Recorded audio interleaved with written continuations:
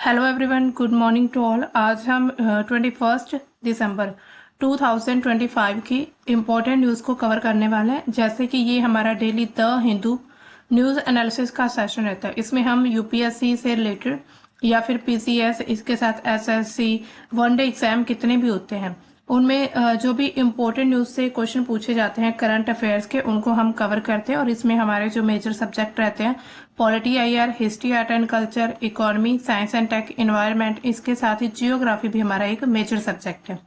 तो शुरू करते हैं हम आज का ये सेशन। लेकिन हमने कल आपको दिया था question of the day. Question क्या था? Which of the following is India's oldest mountain range, यानी कि इंडिया की सबसे पुरानी जो है प्राचीन जो पर्वत श्रृंखला कौन सी है इसमें? First option Himalaya, second Eastern Ghat, third है अरावली, फोर्थ है वेस्टर्न घाट। जिसमें हमारा सी ऑप्शन करेक्ट हो जाएगा। अरावली जो है वो सबसे प्राचीन भारत की सबसे प्राचीन जो पर्वत श्रृंखला है उसमें से एक है। आज के हमारी फर्स्ट न्यूज की तरफ चलते हैं। हमारी न्यूज क्या आ रही है? US wants India's nuclear norms globally aligned, यानी कि अमेरिका अब क्या चाहता है? भारत के परमाणु संबंधी जो मानदंड हैं उनको पूरे वैश्विक स्तर पर यानी कि रखा जाए, संरेखित किया जाए। तो इसमें जो यूएस है वो ये चाहता है। तो यानी कि इससे क्या पता चलता है कि अमेरिका और भारत के जो परमाणु संबंधी जो सहयोग है उसका ये संदर्भ देता है। इसके अलावा अमेरिकी राष्ट्रपति डोनाल्ड ट्रंप के द्वारा 19 दिसंबर को वित्तीय वर्ष 2026 यानी कि फाइनेंशियल ईयर 26 के लिए राष्ट्रीय रक्षा प्राधिकरण अधिनियम यानी कि एनडीडीए, नेशनल डिफेंस ऑथराइजेशन एक्ट जो है उस पर हस्ताक्षर करने से पता चला है, यानी कि उस समय ये स्टेटमेंट आया है। इसके अलावा उसी अधिनियम में एक विशेष प्रावधान भी रखा गया है। क्या है कि जो भारत से परमाणु दायित्व नियमों को पूरे विश्व के जितने भी मानक यानी कि जो स्टैंडर्ड्स पैरामीटर्स हैं उनके साथ संरेखित करने का आग्रह किया गया। इसके अलावा भारत के हाल ही में जो परमाणु विधेयक जो अभी पारित किया गया है, परमाणु विधेयक जिसको शांति बिल 2025 कहा जा रहा है, तो उसको लेकर यानी कि उसके साथ ये मेलजोल खाता है। इसके अलावा और क्या कहा गया इसमें? अमेरिका और भारत के जो परमाणु संबंध जो है उनकी पृष्ठभूमि आखिर क्या है, यानी कि इस पूरे अगर हम मुद्दे की बात करें तो ये शुरू होता है 2008 से। ऐतिहासिक जो भारत अमेरिका नागरिक परमाणु समझौता हुआ था जिसको 123 समझौते के तहत जाना जाता है। इसमें 1998 में यानी कि 1998 में परीक्षण यानी कि जो न्यूक्लियर टेस्टिंग की गई, उसके बाद भारत की जो परमाणु अलगाव है उसको समाप्त कर दिया गया था और नागरिक उद्देश्यों के लिए जो पूरे विश्व पर परमाणु प्रौद्योगिकी और ईंधन है उस तक पहुंच को प्रदान किया था। यानी कि ये 1998 एक्ट जो आता है उसके बाद भारत और अमेरिका के जो परमाणु समझौते थे उस पर बातचीत होती। इसके अलावा भारत का जो 2010 का नागरिक परमाणु क्षति दायित्व अधिनियम है, यानी कि जो एक ऐसा एक्ट था जिससे नागरिकों को यानी कि अगर कोई भी परमाणु टेस्टिंग या फिर न्यूक्लियर टेस्टिंग की जाती है तो जो नागरिक है भारत के उनको कोई भी नुकसान कुछ नहीं होना चाहिए। इसको CLND एक्ट के नाम से जाना जाता है। इससे जो भी दुर्घटना की स्थिति में जो भी आपूर्ति करता है उन पर ये उत्तर यानी कि रिस्पॉन्सिबिलिटी, उन पर दायित्व, अकाउंटेबिलिटी उनकी होनी थी, जिससे जो विदेशी कंपनियां खास करके अमेरिका और जो फ्रांस की कंपनी है उसने भारत के जो परमाणु क्षेत्र है उसमें एक तरह से इन्वेस्ट करने से वो पीछे हट गए थे, क्योंकि यहाँ पर जो एक्ट लाया गया था 2010 ये काफी ज्यादा हेल्पफुल रहा था भारत के लिए। इसके अलावा अंतर्राष्ट्रीय सम्मेलन होते रहते हैं, जैसे कि वियना में जो convention on civil liability for nuclear damage 1963 और convention on supplementary compensation for nuclear damage यानी कि CSC 1997। ये इन दोनों के जो हित है वो आपस में टकराते हैं जो इनमें प्रावधान किए गए थे। इसके अलावा जो आपूर्ति, ये मुख्य रूप से जो संचालक है यानी कि जिन्होंने पूरा ये परमाणु सेक्टर संभालना था या फिर टेस्टिंग, न्यूक्लियर टेस्टिंग वगैरह करनी थी, उनको जिम्मेदार नहीं ठहराते हैं और उद्योग वृद्धि को प्रोत्साहित करने के लिए एक लिमिट यानी कि सीमा निर्धारित कर दी जाती है कि आप इस लिमिट तक जो है वो न्यूक्लियर का यूज कर सकते हैं। इसके अलावा काफी सालों से अमेरिका ने सुधारों के लिए दबाव डाला ताकि जो वेस्टिंग हाउस है और जो जी हिताची है, ऐसी जितनी भी अमेरिकी कंपनियां हैं, ये वेस्टर्न हाउस और जी हिताची, तो उन्होंने भारत में रिएक्टर बना सके। इसी वजह से यानी कि अमेरिका के द्वारा ये कहा गया कि आप अपने परमाणु एक्ट में जो है वो कुछ सुधार करिए, जो एशिया में चीन का मुकाबला करने के लिए एक स्ट्रेटेजी बन सकती थी। यानी कि अमेरिका चाहता था कि हम भारत जैसी कंट्री में जो है अपना इन्वेस्ट करें न्यूक्लियर सेक्टर में, लेकिन अब वहां पर क्या था कि भारत के तरफ से काफी अधिनियम में काफी मतलब कड़े जो नियम बनाए गए थे, थोड़े कठिन नियम थे जिनको फॉलो कर पाना मुश्किल था। इसी वजह से अमेरिका ने बार बार भारत पर दबाव डाला। अमेरिका क्या चाहता था कि वो चीन का मुकाबला कर सके, तो इसी वजह से वो एशिया में अपनी उपस्थिति को मजबूत करना चाहता है। इसके अलावा एनडीएए के प्रावधान क्या है, जो अभी हालिया अमेरिका का एक कदम उठाया गया है, एनडीएए, ये जो अभी लाया गया है एक्ट, इसके तहत यानी कि क्या प्रावधान है, तो 19 दिसंबर को जो डोनाल्ड ट्रंप है उन्होंने इस पर साइन किए हैं।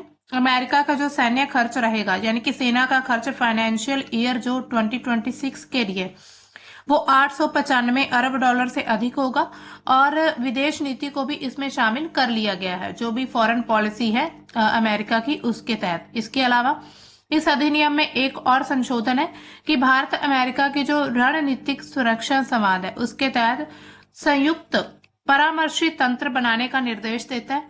ये क्या करेगा, ये पूरा एक तंत्र क्या करेगा, पूरा एक सिस्टम क्या करेगा, इसमें 2008 में जो परमाणु समझौता था उसकी जो भी प्रगति हुई है उसका मूल्यांकन करना, यानी कि उसमें कितना प्रोग्रेस कर लिया है दोनों कंट्री से। इसके बाद विशेष रूप से जो भारत के नागरिक हैं, परमाणु दायित्व नियमों को अंतरराष्ट्रीय मानकों के साथ ये संरेखित करेगा। यानी कि भारत के जो अपने एक तरह से जो भी अधिनियम बनाए गए थे नागरिक या फिर जो भी दायित्व के अधिनियम थे, नागरिक परमाणु दायित्व, तो उसको अंतरराष्ट्रीय मानकों के अनुकूल करना होगा। इसके अलावा कम से कम 2016 के बाद ये पहली बार एनडीएए में भारत का उल्लेख जो है वो 2008 समझौते के संदर्भ में दिया गया है, यानी कि 2008 समझौते के संदर्भ में ये पहली बार हुआ है। इसके अलावा ट्रंप का ये दूसरा कार्यकाल चल रहा है और इसी में परमाणु व्यापार को वो अनलॉक करने के लिए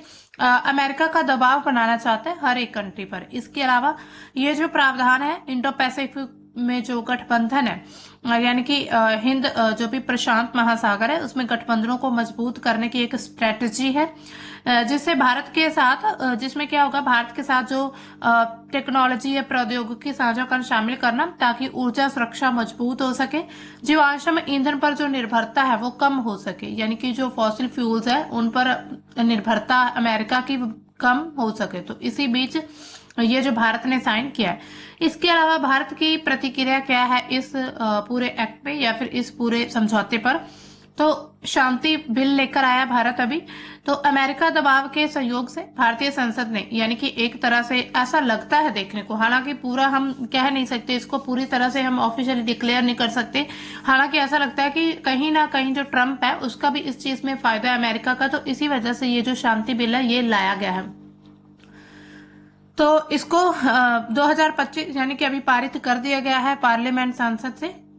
तो इसकी मुख्य विशेषताएं क्या क्या है, तो इसमें जो पुराने परमाणु अधिनियम है जो 1962 है, NCLND है 2010, यानी कि जो नागरिक परमाणु दायित्व की बात करता है उनको निरस्त कर दिया गया है इस पूरे शांति बिल के तहत। इसके अलावा प्रति दुर्घटना संचालक दायित्व को, यानी कि अगर मान लीजिए कोई घटना होती, 3000 करोड़ रुपए तक लिमिट लगा दी गई कि इतना उनको खर्च करना पड़ेगा। इसके अलावा बाकी राशि जो है वो सरकार जो है अपनी फंडिंग से देगी। इसके अलावा जो आपूर्तिकर्ता दायित्व है वो खंड हटा दिया जाता है। इसके अलावा विदेशी कंपनियों की जो चिंता है उसको दूर करता है, और जिसमें क्या होता था कि दोषपूर्ण जो भी उपकरण होते हैं, यानी कि जो डैमेज उपकरण रहते हैं किसी भी कंपनी के या फिर आपूर्तिकर्ता के खिलाफ जो राइट ऑफ रिकोर्स वो बिल्कुल भी नहीं है। इसके अलावा यहाँ पर अगर इसके थोड़े मतलब कि नेगेटिव इम्पैक्ट यहाँ पर अगर देखे जाए तो उसमें जो नागरिक परमाणु क्षेत्र है उसको निजी निवेश के लिए खोलता है। यानी कि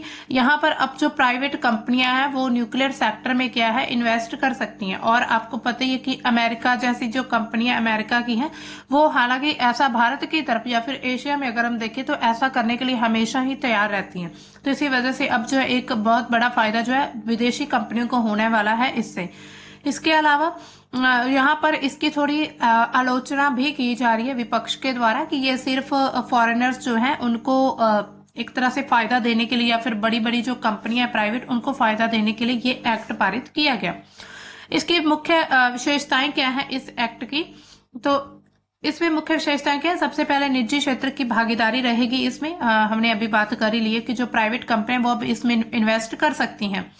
पहली बार भारत की जो निजी कंपनियां जॉइंट वेंचर इसके साथ ही सेंट्रल गवर्नमेंट के द्वारा जितनी भी और यूनिट्स या फिर जितनी भी और इकाइयां रहेंगी परमाणु संयंत्रों का निर्माण कर सकेंगी, उनका स्वामित्व भी, उसके साथ ही उसको संचालन यानी कि उनको पूरी तरह से कंट्रोल भी कर सकती हैं।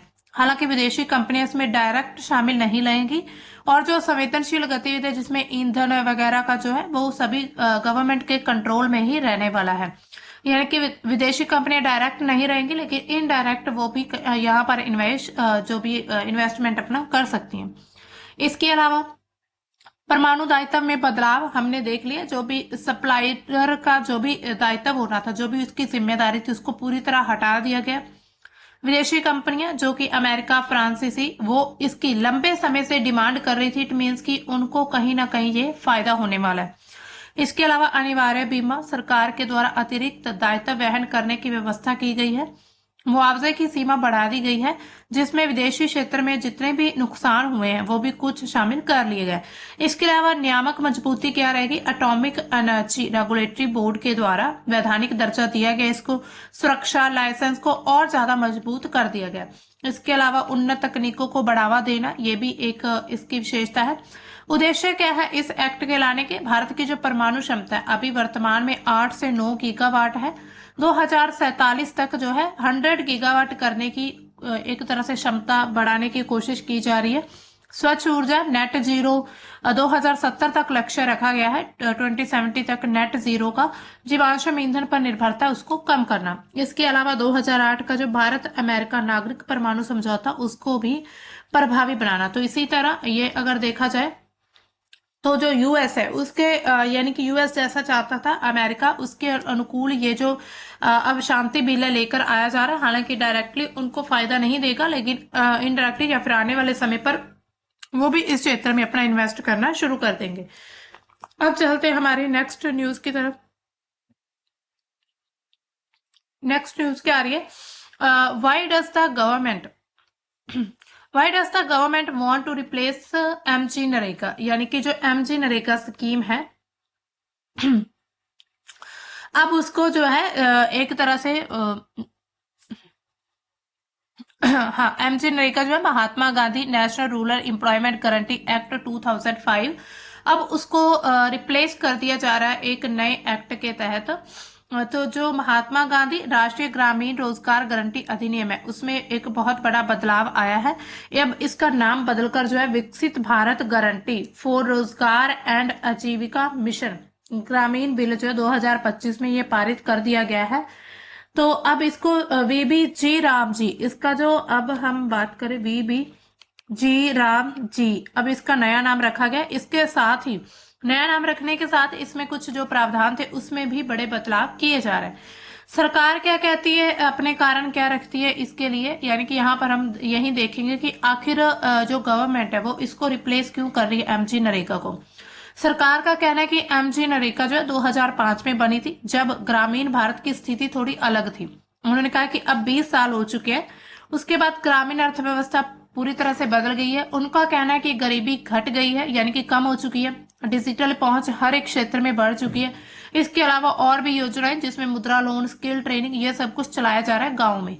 इसलिए योजना को आधुनिक बनाना ज्यादा जरूरी है और विकसित भारत 2047 के विजन को भी दर्शाता है, यानी कि उससे जुड़ा हुआ ये। तो सरकार अपना ये तर्क रखती। इसके अलावा इसमें सुधार क्या क्या किए जा रहे हैं।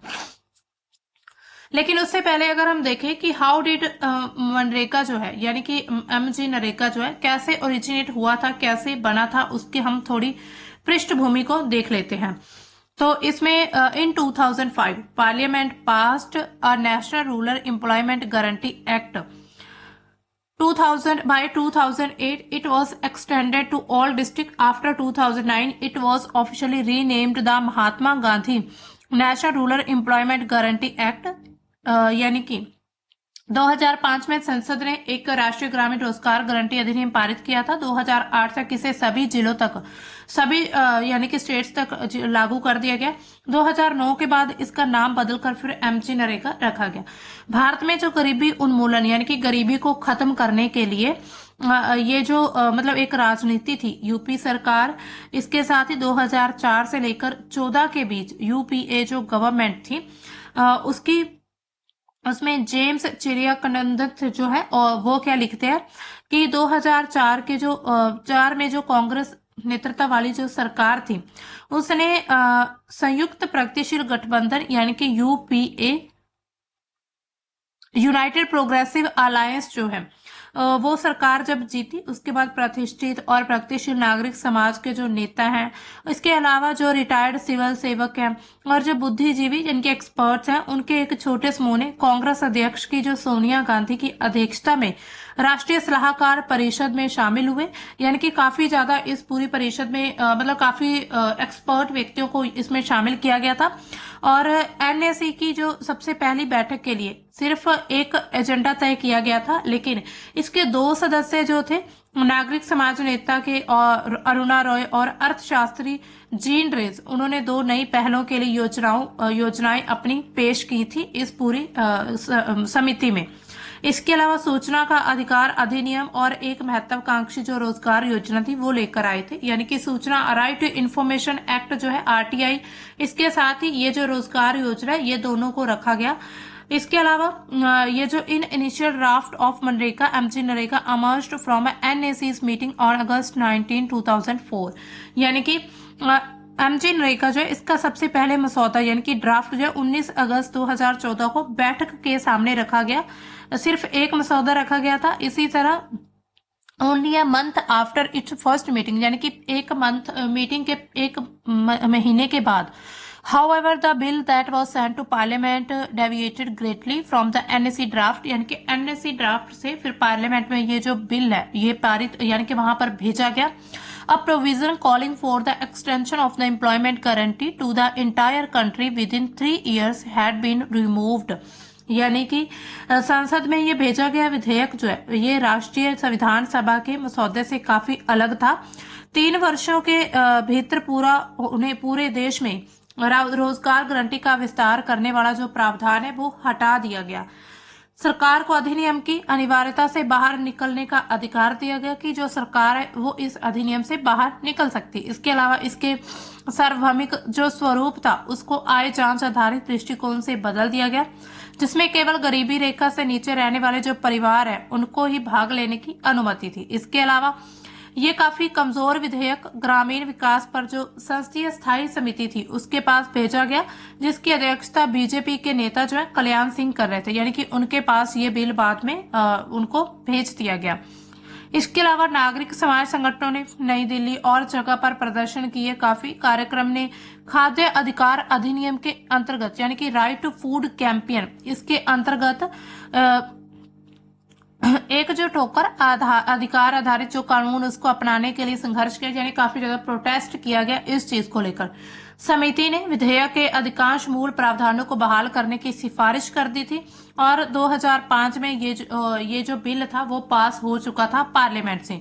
तो इसी तरह ये जो है मनरेगा यानी कि एमजी नरेगा जो है ये बना था, यानी कि इसको बनाना इतना आसान नहीं था, इसके लिए काफी ज्यादा प्रोटेस्ट किए गए थे।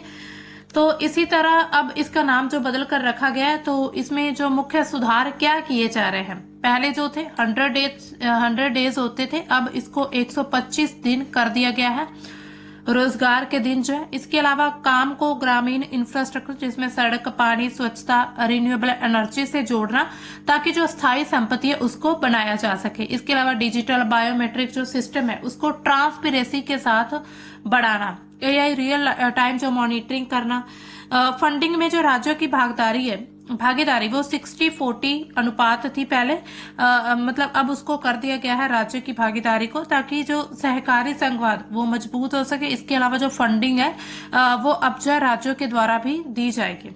इसी तरह कृषि सीजन में काम जो उसको रोका जा सके, ताकि जो मजदूर वो खेती में भी उपलब्ध रह जाए। इसके अलावा विपक्ष इस पर क्या आरोप लगाते हैं कि महात्मा गांधी का नाम हटाना गांधी की विरासत का अपमान है। यानी कि गांधी जी जो है वो चाहते थे कि भारत जो है वो ग्रामीण क्षेत्र काफी ज्यादा विकसित रहे, यानी कि ग्रामीण क्षेत्र ज्यादा प्रगति करे। क्योंकि अगर किसी मतलब देश के जो गांव है, अगर गांव का विकास होगा तो इट मीन्स कि वो भारत जो है या फिर कोई भी राष्ट्र है वो विकास कर रहा है।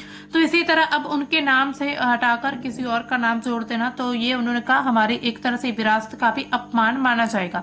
योजना अब जो डिमांड ड्रिवेन यानी कि मांग पर काम है, और सप्लाई ड्रिवेन बजट पर निर्भर हो जाएगी। यानी कि पहले क्या होता था, डिमांड पर काम मिलता था, लेकिन अब क्या कर दिया गया है कि अब जो है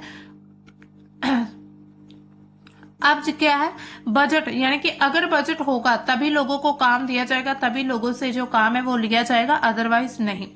इसके अलावा राज्यों पर जो वित्तीय बोझ अब वो बढ़ने वाला है। यानी कि पहले राज्यों का जो फंडिंग थी वो थोड़ी कम थी, लेकिन अब फंडिंग जो है राज्यों के द्वारा ज्यादा कर दी जाएगी। जो गरीब राज्य है, गरीब जितनी भी स्टेट्स है, उनके लिए थोड़ा मुश्किल हो जाएगा। काम करने का मतलब काम का अधिकार है वो कमजोर हो जाएगा। भ्रष्टाचार या फिर देरी इसमें बढ़ सकती है। तो इसी तरह विपक्ष और जितने भी आलोचक है इसका, वो इस चीज की आलोचना करते हैं।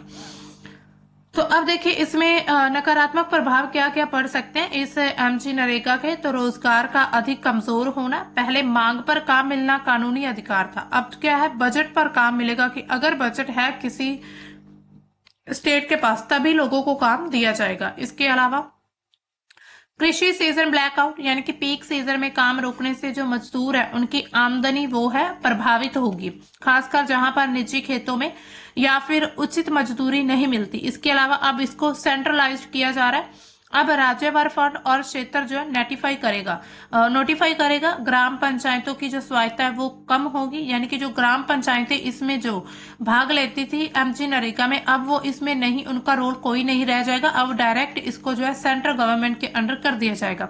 इसके अलावा क्षेत्रीय असमानता क्या रहेगी, अमीर राज्य जो वो इस चीज का फायदा उठा सकते हैं, लेकिन गरीब राज्य इसमें पिछड़ सकते हैं।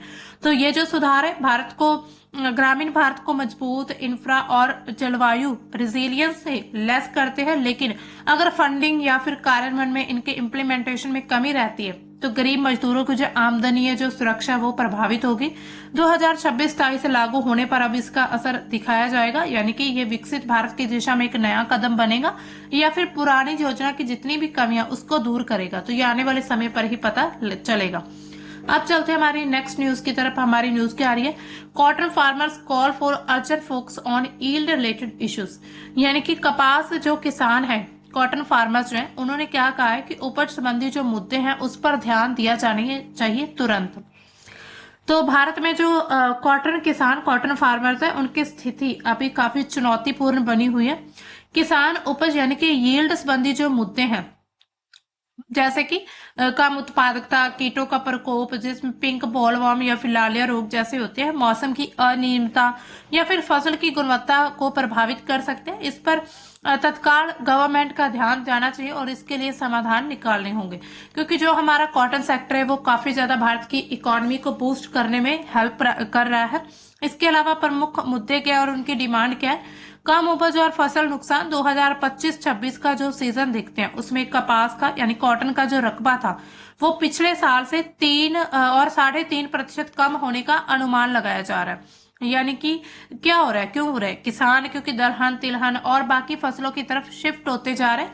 औसत उपज की मात्रा अगर हम देखें तो 448 हेक्टेयर है, जो कि पूरे विश्व के सत्र पर बहुत कम है। अगर हम इसको पूरे वर्ल्ड वाइड में देखें तो बहुत कम हो रहा है। आंध्र प्रदेश, महाराष्ट्र, गुजरात जैसे जितने भी राज्य है वहां पर बेमौसम की बरसात होने लगती है। बाढ़, कीटों ने जो उपज है यानी कि इसकी एक तरह से जो प्रोडक्शन है वो बहुत कम कर दी है कॉटन की। इसके अलावा कीमतों का संकट भी है। एमएसपी को लेकर भी फार्मर्स हमेशा बात करते हैं। और यानी कि एमएसपी जो तय किया गया उससे भी 700 से लेकर 800 रुपीज उनको कम दाम मिल रहा है। जीरो इंपोर्ट ड्यूटी के कारण सस्ता विदेशी कपास जो वो भारत में आ रहा है, जिससे घरेलू बाजार में जो कीमतें हैं वो यानी कि बढ़ रही हैं। घरेलू जो कपास है उसकी कीमत लगातार बढ़ेगी। अब इतनी महंगी कपास कोई नहीं खरीदेगा, बाहर से आने वाली जो सस्ती कॉटन है वही सब खरीदते हैं। तो इसका मतलब यहाँ के जो घरेलू किसान है उनको नुकसान हो रहा है। भारत के जो अपनी एक तरह से अपनी डोमेस्टिक मार्केट जो है या फिर डोमेस्टिक एग्रीकल्चर, उसको बहुत नुकसान हो रहा है इस चीज से। इसके अलावा यहाँ पर मतलब डिमांड की गई है कि अब जो सरकार है महाराष्ट्र जैसे, आंध्र प्रदेश जैसे जो मेन जो है कॉटन प्रोडक्शन वाले जितनी भी स्टेट्स हैं, उनसे ये डिमांड की जा रही है उनकी गवर्नमेंट से कि कॉटन फार्मिंग पर भी ध्यान दिया जाए। इसके अलावा सरकार की तरफ से क्या क्या हो रहा है, तो सीसीआई यानी कि cotton corporation of India, CCI, इसने 570 नए केंद्र खोले हैं जो एमएसपी पर खरीद कर रहे हैं। इसके अलावा 2025-26 का जो फाइनेंशियल ईयर है उसमें मिशन फॉर कॉटन प्रोडक्टिविटी घोषित कर दिया गया, जो कि 5 साल का मिशन रहेगा। उपज बढ़ाने, बेहतर बीज और तकनीक पर फोकस किएगा, यानी कि मिशन फॉर कॉटन प्रोडक्टिविटी। तो अब मिशन फॉर कॉटन प्रोडक्टिविटी का मुख्य उद्देश्य क्या है? सबसे पहले तो जो कॉटन की खेती है उसमें प्रोडक्टिविटी और सस्टेनेबिलिटी में सुधार करना। इसके अलावा एक्स्ट्रा लॉन्ग स्टेपल जो है यानी कि अतिरिक्त लंबे रेशे वाली जितनी भी कपास किस्म की फसलें होती हैं उनको बढ़ावा देना, जो कि उच्च गुणवत्ता वाली और प्रीमियम कीमतें वाली रहेगी। इसके अलावा साइंस टेक्नोलॉजी का समर्थन प्रदान करना, किसानों की आमदनी को आय में बढ़ावा देना। इसके अलावा आयात पर निर्भरता कम करना, यानी कि जो इंपोर्ट किया जा रहा है उस पर जो हमारी डिपेंडेंसी है भारत की उसको कम किया जा सके। भारत के जो टेक्सटाइल सेक्टर है उसकी जो वैश्विक प्रतिस्पर्धा उसको बढ़ाया जा सके। तो ये जो मिशन है सरकार की 5F mission, farm to fibre to factory to fashion to foreign, यानी कि फार्म, इस 5F क्या है? फार्म, इसके अलावा फाइबर, इसके अलावा फैक्ट्री, इसके अलावा फैशन और फॉरेन। तो इन सभी से जुड़ा हुआ है, जो कि कपास से लेकर यानी कॉटन से लेकर जो कपड़े तैयार करने तक निर्यात की पूरी वैल्यू चेन को मजबूत करने की कोशिश करेगा। तो ये 5 साल का एक मिशन है। तो प्रधानमंत्री कार्यालय के सुझाव पर 10 वर्ष इसको बढ़ाने की योजना की जा रही है। हालांकि अभी इसको ऑफिशियली नहीं कहा गया, अभी सिर्फ इस पर विचार किया जा रहा है। नोडल एजेंसी इसकी कौन सी है? DARE यानी कि कृषि अनुसंधान एवं शिक्षा विभाग, कृषि मंत्रालय के द्वारा ये एक तरह से पूरी कंट्रोल की जा रही है ये पूरा मिशन जो है। इसके सहयोगी कौन कौन से हैं? टेक्सटाइल मंत्रालय इसमें है। इसके अलावा भारतीय कपास अनुसंधान संस्थान नागपुर जो है उसके द्वारा सहयोग किया जा रहा है, यानी कि कोलैब किया जा रहा है। इसके अलावा मिनी मिशन इसके क्या क्या रहेंगे? कपास क्रांति लेकर आना, जो उपज है बढ़ाने उस पर फोकस करना, यानी कि लगातार प्रोडक्शन को बढ़ाया जा सके। जीनिंग और प्रोसेसिंग यूनिट्स का आधुनिकीकरण करना। तो इसी तरह ये देखा जाए तो भारत सरकार जो है इसके लिए मिशन लेकर आ रही है ताकि इन सभी में सुधार किया जा सके। अब हमारी आज की जो है लास्ट न्यूज की तरफ चलते हैं। न्यूज क्या रही last? Tamil Nadu set to conduct survey of hornbill population, यानी कि तमिलनाडु में हॉर्नबिल पक्षियों की आबादी का एक जो सर्वेक्षण है वो किया जाएगा। अब इसको करने का कारण क्या है? सभी को पता है कि अगर कोई भी ऐसा सर्वे किया जाता है तो उससे पता चल जाता है कि कौन सी जगह पर कितने हमारे पास जो एक तरह से पक्षी है या फिर कितनी हमारे पास डाइवर्सिटी देखी जाती है। तो हाँ, जो तमिलनाडु वन विभाग है उसके द्वारा हॉर्नबिल पक्षियों की आबादी वाला एक सर्वे किया जाएगा। ये जो सर्वे राज्य सरकार की हॉर्नबिल संरक्षण पहल का एक हिस्सा है, जिसे मार्च 2025 में शुरू किया गया था। संरक्षण की सर्वे की शुरुआत कब होगी? दिसंबर के अंत में या फिर जनवरी के स्टार्टिंग में हो जाएगी, या फिर अप्रैल 2026 के पहले हफ्ते तक, यानी कि करीब 3 से 4 मंथ तक ये पूरा सर्वे जो है वो चलेगा। इसके अलावा हॉर्नबिल के जो प्रजनन काल यानी कि ब्रीडिंग सीजन होता है इनका, उनसे ये मेलजोल खाता है, उस समय पर पता चलेगा। इनकी पहचान जो वो आसानी से हो सकती है। इसमें जो प्रजातियां, 4 प्रजातियों पर फोकस रहेगा। Great hornbill, Malabar grey hornbill, Indian grey hornbill और मालाबार पियर हॉर्नबिल। तो ये 4 प्रकार की जो यहाँ पर अलग अलग प्रकार की जो प्रजातियां, इन चारों पर मेन फोकस रहेगा। पहला चरण जो है उसमें कौन कौन से क्षेत्र में ये सर्वे होगा? अन्नामलाई टाइगर रिजर्व, इसके अलावा Meghamalai tiger reserve, कलकड़ मुंथनथुराई tiger reserve और कोयमटूर वन डिवीजन के नजदीक ये सर्वे किया जाएगा। इसके अलावा इसका जो सहयोग इसको किसके द्वारा मिल रहा है, एनसीएफ के द्वारा, नेचर कंजर्वेशन फाउंडेशन के जो वैज्ञानिक है उनके द्वारा इनको मतलब ट्रेनिंग दिया गया जिन लोगों ने सर्वे करना है। इसका उद्देश्य क्या है, अनुबादी और जो आबादी और घनत्व है उसका अनुमान लगाना।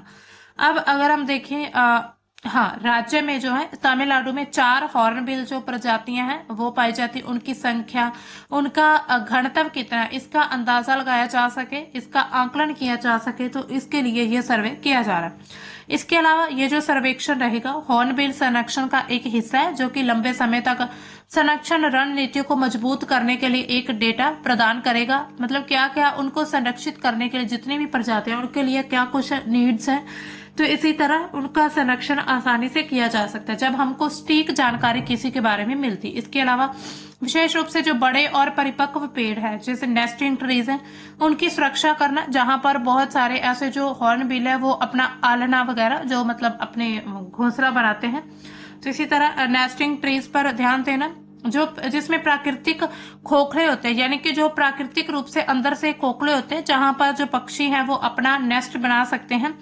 ये पेड़ जो है जंगलों के पुनर्जनन के लिए भी काफी महत्वपूर्ण होते हैं। इसके अलावा पारिस्थितिकी भूमिका को ध्यान रखना, हॉर्नबिल जो है वो जंगल के किसान कहे जाते हैं क्योंकि ये बीज फैलाकर क्या करते हैं, वन पुनर्जनन में मदद करते हैं।